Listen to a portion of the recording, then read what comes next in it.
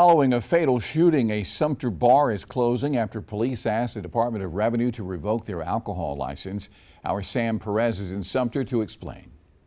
Brewers Bar and Grill has been serving Sumter residents since 1998, but now its doors are closed and they will not be reopening. Used to be really great, but like a lot of establishments, it went downhill pretty quick in the last, I'd say, 8 years. Sumter resident Todd Reynolds used to visit Brewers. Reynolds tells me he stopped going because he felt unsafe. It is sad. It breaks my heart because I met a lot of good people there. But local DJ Amanda McHaffey has worked at Brewers along with other Sumter bars and says she's never had an issue. I like Brewers. I've always felt fine in there. I've never felt threatened or anything. It's kind of like everywhere I've worked has been like a family oriented. Like you feel like you're a family with these people once you get to know them and be friends. It's just awesome. But now, owner Josh Peters has announced it's officially closing after the Sumter Police Department has filed an affidavit with the Department of Revenue to revoke the business's alcohol license.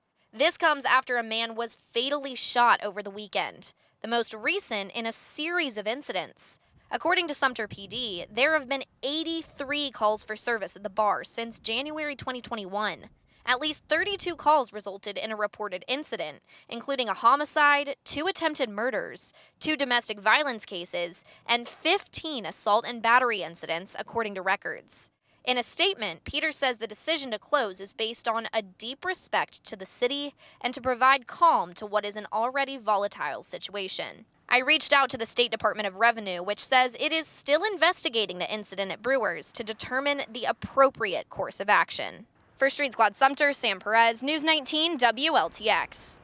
And while the Department of Revenue could not comment on this particular case directly, it says generally they will work with law enforcement, including SLED, to determine if the license owner has violated any laws or regulations.